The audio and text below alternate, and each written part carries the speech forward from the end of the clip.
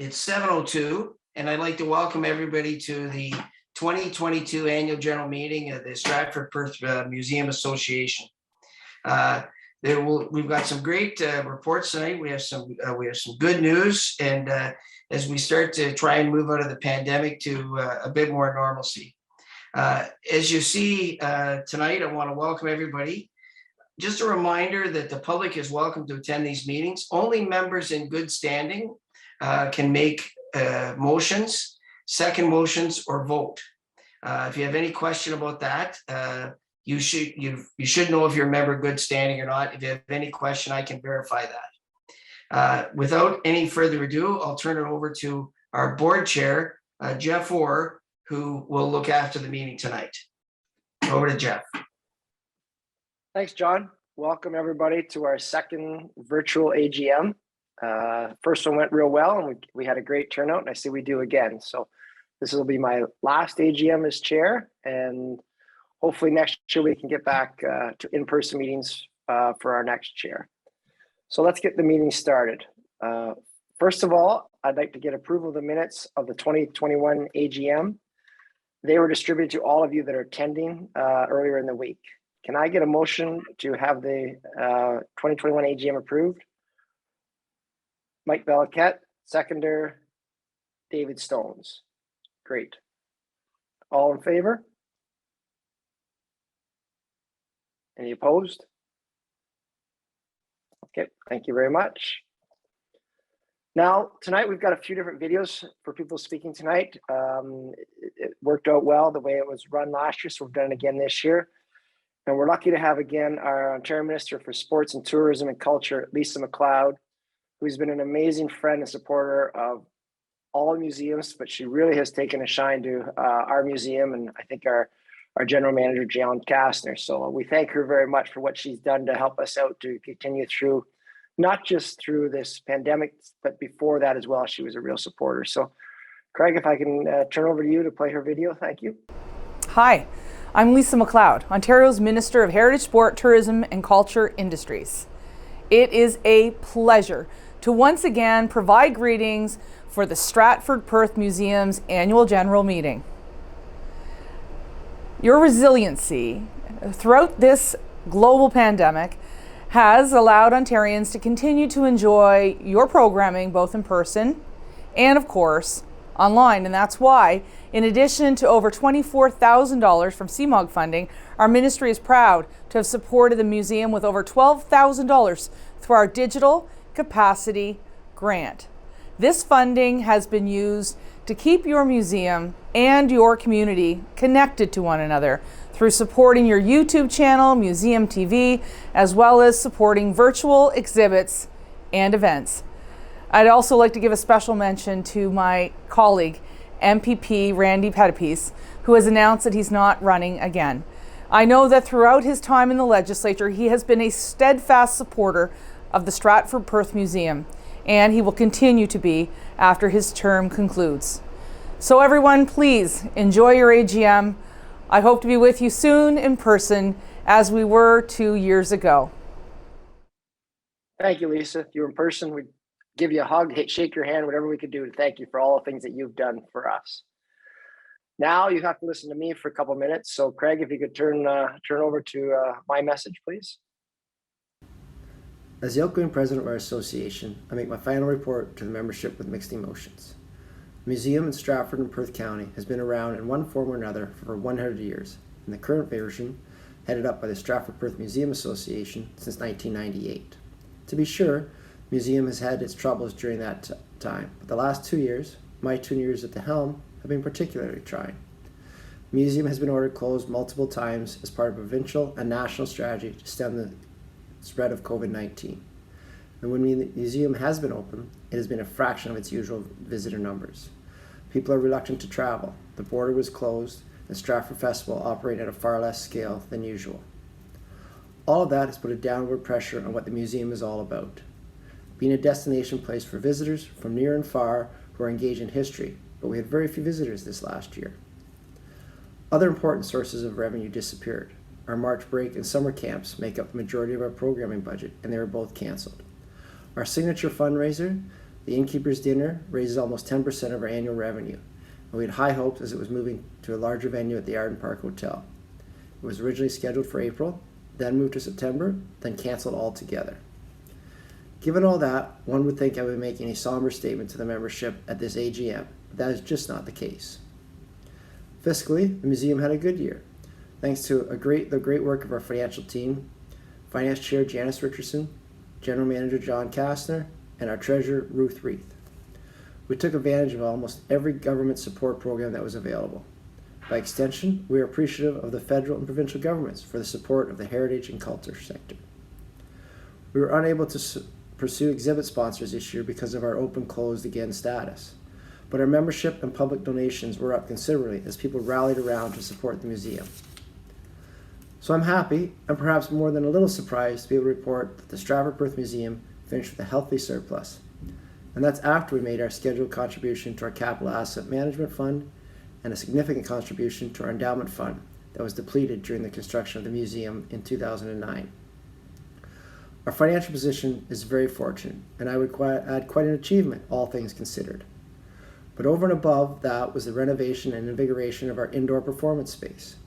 And even more remarkable was that we were able to build an incredible outdoor performance space, the Players Backstage, which puts the museum in good shape and in a position to succeed for decades to come.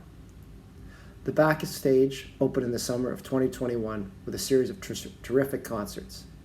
Thanks to incredible support from our donors, government, personal, and corporate, we were able to build the entire venue without dipping into the museum's reserves. This is not all luck, and I would like to thank the entire board for the incredible expertise and subject matter knowledge that they bring to the table. Zoom meetings are testing everyone's patience, yet we got a lot accomplished in the last 12 months. On behalf of the board, as well as I personally, I also want to extend my gratitude to the staff.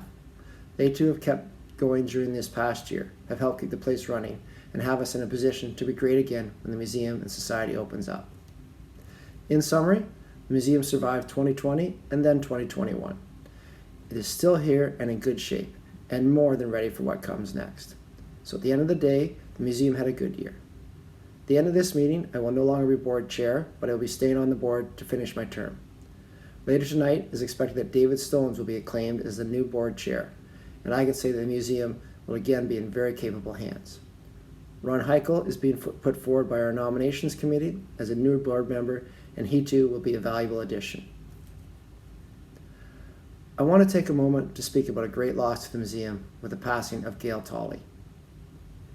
She passed away in December, and she was an incredible board member who led the museum through a robust and critical strategic planning process that has laid a clear path for us for the next several years. Gail preceded me as board chair and set a standard for me and all board chairs to come, as she led with passion and knowledge and made the museum a better place. Gail, you truly will be missed. Finally, I would like to take this opportunity to thank the board, the membership, the staff, our municipal funders, our donors, and the people from Perth County and beyond who have visited and supported the museum this past year. A heartfelt thank you. All right, can I get a motion to approve the president's report? Deanna? Seconder, Doug, Callum? All in favor? Carried. Now to turn it over, and Janice Richardson, our chair of the Finance Committee, is going to do a speech now too. Craig? Despite the ongoing pandemic, the museum had a successful year. We had projected a balanced budget, and we ended up with having a surplus of $117,000.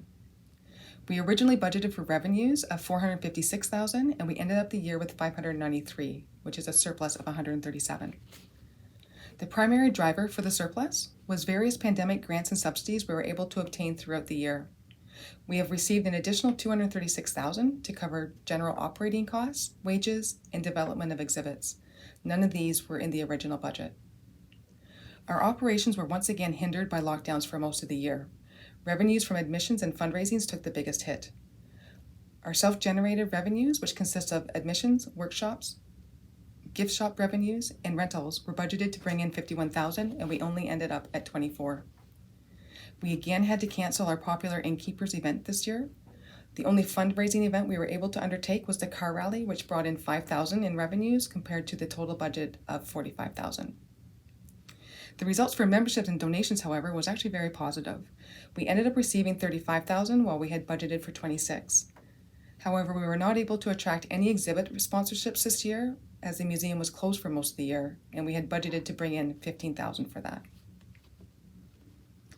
Looking at the expenses, we budgeted for $456,000 and we ended up at $476,000, so a deficit of $20,000. Our salaries actually came in under budget by $11,000 as we did not need as much staff when the museum was closed. It's also notable that we did obtain additional funding throughout the year for students, and we were able to hire them for an extended period compared to previous years. Building operational costs are mostly set costs, and there were only minor variances in those expenses. Our biggest savings were in utilities and janitorial expenses. We had budgeted contributing $3,000 to the capital account, and we ended up contributing $19,000 to cover projects that took place during the year, as well as for future projects. Museum operational expenses were over budget by $6,000. We incurred unforeseen fees for a rezoning change that we had to do in order to hold larger events outdoors, and we have started an 18-month campaign for our endowment fund. That campaign began in December. Our exhibit expenses came in over budget by $9,000 for costs related to the Brooks Steam car exhibit, replicating the Stratford Festival backstage, and the Who is the Tom Patterson exhibit. Looking forward to 2022, we have again presented a balanced budget. Our revenues and expenses are anticipated to be $533,000. Grants from the City of Stratford, the County of Perth, and the Province of Ontario are indexed every year, so those grants just show nominal increases. The budget shows some additional grants from Trillium and New Horizons. The Trillium grant is a pandemic-related grant in order to cover operational costs and wages. The New Horizons grant was received to cover expenses related to the Kroller exhibit. We are currently in the process of creating that exhibit. We are being optimistic that the museum will be able to open with fewer restrictions, so we have increased our expectations on self-generated revenues.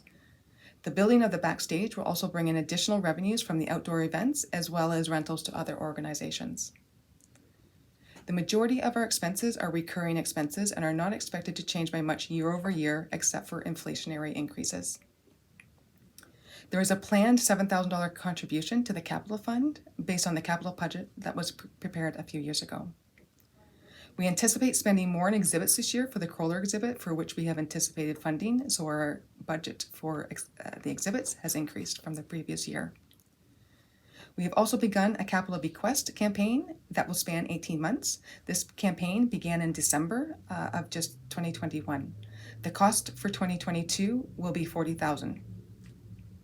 As a result, the budget shows an increase of expenses over the previous year of $78,000. Thank you, Janice. Is there any questions for Janice and her report? I can't see everybody's hands, so if you do have something, just speak up. Okay, great. Janice, you'll move your report. Ruth Reith, would you you're seconding that report? All in favor? Carried. Thank you.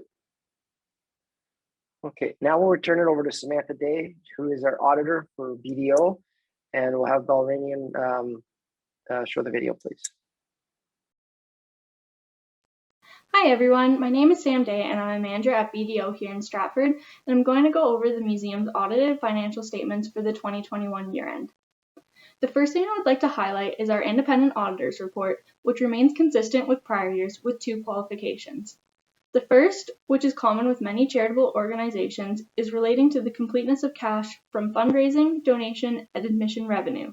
The completeness of these revenues is not able to be audited satisfactorily. The second qualification relates to the mortgages from the City of Stratford and the County of Perth. When these loans were received, the museum was able to get an interest rate much lower than the market rate. Management initially measured the mortgages at face value rather than fair value, which is a departure from the accounting standards. The overall impact of this difference is described in the auditor's report, with the net impact on operations of approximately $5,600. If we move on to the statement of financial position, the cash balance has increased significantly due to the surplus during the year. Museum property has also increased with the construction of the outdoor stage and the purchase of computer and IT equipment. Deferred capital contributions have increased as well due to the capital donations and grants received relating to the construction of the outdoor stage. These contributions will be recognized over the useful life of the stage. These positive trends are reflective of a surplus position reported on the statement of operations of approximately $140,000. This is largely due to the pandemic-related subsidies received, as well as the continued receipt of other government grants and financial donations from the community, as well as strong control of expenses. In addition, I would like to highlight the notes to the financial statements, which start on page 8 and provide supplementary information on the figures in the face of the statements. I want to thank the staff at the museum for their help during the year-end audit, and thank you for inviting me to present today. Thank you very much, Samantha. Appreciate it. I know you did a lot of work on this, and I know that you and Janice and John, especially Ruth, have worked hard on it. We appreciate the way it went, and it certainly turned out quite nice for us this last year. So thank you all. Can I get a motion to approve the report? Janice Richardson. Seconder, Ruth Reith. Any other discussion? All in favor? Carried. Thank you very much. Now I need a motion to approve BDO as the auditor's firm for 2022 fiscal year. Can I have a motion for that, please? I see Mike Valaquette, and seconder, I see Sandra McLaren. Great. All in favor? Any opposed? Carried. Thank you. There is no amendments to the Constitution, so we can move on past that one. There is no changes for this year. Now we'll turn it over to our incredible leader and let him, Craig, turn on his speech. Sit back and enjoy. Hi, my name is John Kastner. I'm the General Manager at the Stratford Perth Museum, and I'm very proud to deliver the General Manager report to the membership. One of the overriding themes I expect you're going to hear tonight is that 2021 was a lot like 2020, and that's obviously unfortunate. As we continue to suffer through this pandemic, one of the things that has impacted the museum is our repeated closures, and when we were open, there was a lot of downward pressure on our visitors. The borders were closed, people were reluctant to travel, etc. So as a lead staff person, I can tell you here the best thing about working at the museum and the best thing about visiting the museum is the other people that are here and the positive energy that is always around this place. That obviously wasn't the case in 2021. You will also hear that the museum came through the year in reasonably good condition despite that. And that in itself is an accomplishment. Also, it isn't like 2021 that we didn't get anything accomplished. In fact, there was a number of major projects that we completed in 2021 that perhaps in a normal year, had we been opened, would have been more difficult, if not impossible. Not the least of which is the Players Backstage, as well as the Cooperators Performance Theatre. Both of those changes to the museum in considerable enhancements will have long-term effects, and they will be very positive. We were able to complete both of those projects without dipping into our savings and without having to borrow money, and that was in no small part due to a very successful capital campaign, the donations from our members, the donations from the community, skilled trades, as well as the monetizing of sponsorship rights and naming opportunities. To that end, I think it puts the museum in good shape moving forward, so 2021 will be looked back in many ways as a positive fiscal year. As we look at the pandemic hopefully being behind us, or at least under some sort of control, I can tell you that I think the museum is in good shape moving forward, and we used our time wisely in 2021. Our exhibits, I think, are in as good a shape as they've ever been. Our Stratford Festival exhibit is excellent. Our new Tom Patterson exhibit, the same. Our Brooks Steam Car exhibit got a major improvement during the pandemic, which I think was overdue. And the rest of the museum is in very good shape. For the first part of 2022, we'll also have two world-class exhibits, the Anne Frank House exhibit from Amsterdam, as well as the Montreal Memorial Holocaust Museum exhibit, both of which are excellent.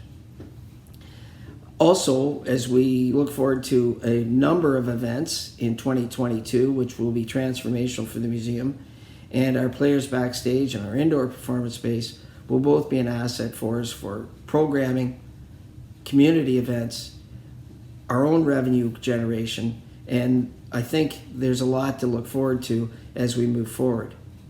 I don't do this every year, but it is always the case that as the lead staff person here, I have to mention in 2021, I'd be remiss if I didn't, the board support that we received as staff and this institution received during the pandemic.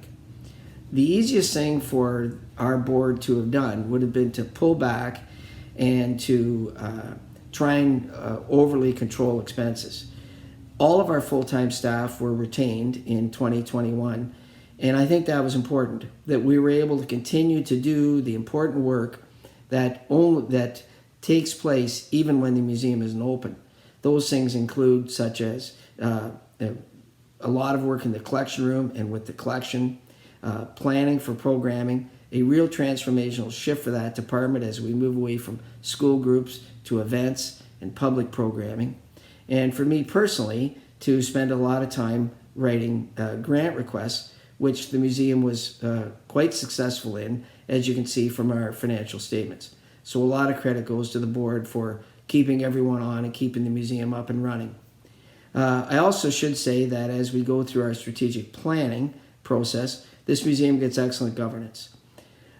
Finally, as I talk about the board, I couldn't help, I'd also be remiss if I didn't mention the untimely death of Gail Tolley. Gail was my boss for a couple of years. She chaired the board. She looked after our strategic planning process and did an excellent job. Gail died suddenly in December of 2021, and she will most certainly be missed by me personally, by the other people who know her, friends and family, as well as the Stratford Perth Museum as an institution. As we sit here now and I look forward to 2022 and the rest of the year, I am very optimistic.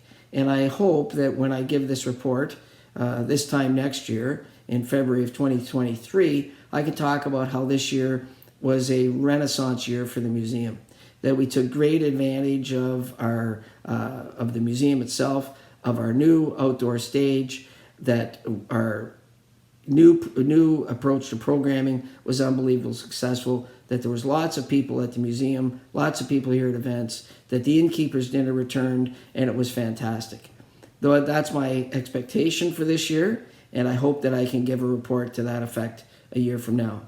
In the meantime, I would like to say that the success of the museum, particularly in 2021, there are a lot of fingerprints on that success. It includes people who work here, people who govern the museum, but most certainly our sponsors, our donors, our members, and our other funding partners, the City of Stratford, the County of Perth, and more importantly during the pandemic than I think ever before, the Province of Ontario and the Government of Canada, all of which contributed greatly to the museum in 2021. And to that end, we're still here. We're coming out of the pandemic. We're in good shape moving forward. And for that, I think we can look back at 2021, despite the obstacles that were before us, and including being closed 55 of the last 96 weeks, we are in good shape moving forward. And to me, that makes for a successful year. Thanks very much, everyone. Thanks to all the people that contribute to the museum in a myriad of ways. It's greatly appreciated here. Good evening. John, you were going to have them watch a video? Yeah, so I'll entertain any questions for the general manager report at this time. I don't think there are any. And In addition to the video reports you see here tonight, everybody should have received or can receive the annual report as well. At this point, included in that annual report is a programming report done by our manager of programming, Peg Dunham. In addition to that, we've got a video tonight, which was produced by Perth County Tourism for us, which did a little bit of a sort of a 2-minute commercial about our programming that's been made available to us. So it's courtesy of Perth County Tourism. It will be circulated widely at the end of this month through March and through April through a social media campaign led by Perth County Tourism. And this is a sneak peek tonight for our members to see this video about the Stratford Perth Museum and its programming. Craig, if you could play that, that'd be great. Thanks very much. Here we go.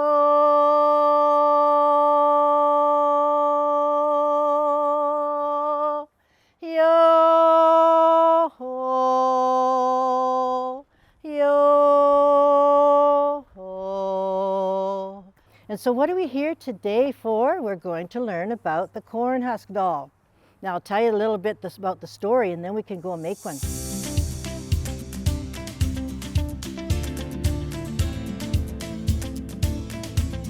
Pull the skirts down around her.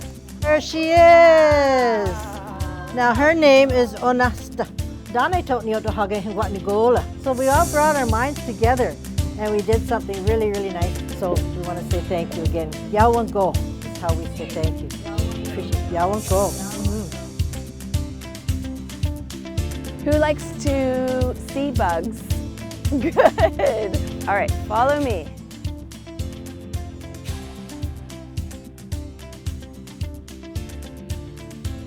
So my name is Vani and I'm with the Upper Thames River Conservation Authority. And about 4 years ago, we created this wetland.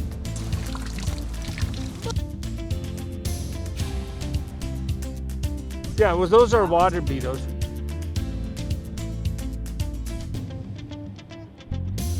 And now we're going to learn a little bit more about the history of where we are standing right now. So it started back a long time ago. How long ago do you think?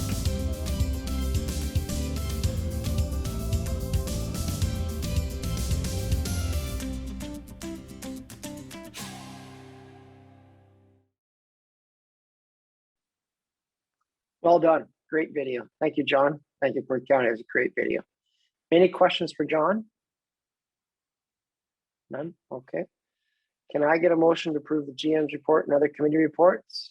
I see Deanna Horton moving it and Martin Ritzma seconding it. Any questions? All in favor? Okay. Thank you very much, John. All right, now we'll do the nominating committee, and we have the nominating committee has vetted and approved the following to the membership for election to the board of directors. Craig, if you could put the candidates up on the screen there so everybody can see them. So we have Ron Heichel, who will be new to our board, and Deanna, whose term is just renewing. And you can see the rest of the board on the bottom right there. Can I have a motion to approve the slate of candidates? See David Stones, seconded by Doug Kellum. Any questions, anything? All in favor? Carried. Craig, if you could put that down now, that'd be great. Thank you. Now, before I conclude the AGM, we had a video made of during the construction of the players backstage, which is John and all of us have said has been one of the greatest things the museum done in a very long time. And we had a Canada Work student named Joy Hayner put this together. So we just want you all to see it and see. If you haven't been there, you've got to get there, but this will show you how it all happened. Craig, please.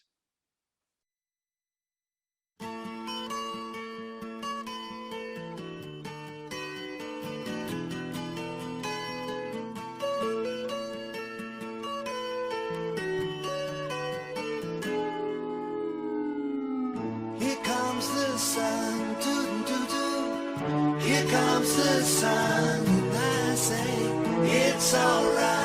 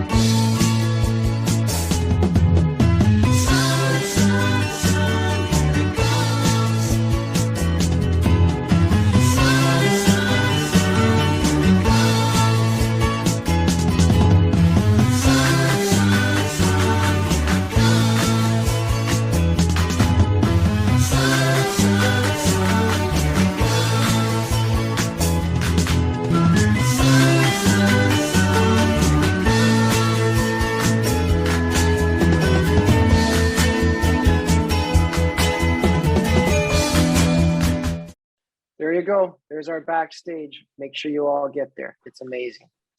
Before we end the AGM, I just want to thank everyone for coming tonight. Thank you all for what you've done the last couple of years, especially through what we've been through. And by seeing that video and the other videos and what's been going on, the next number of years are going to be amazing in our museum. And I hope you all get to enjoy it for many, many years to come. Can I get a motion to, during the 2022 AGM? I see Mike Beliquette, and then I see Sandra McLaren seconded. All in favor? Carried. Have a great 2022, everyone. Thank you.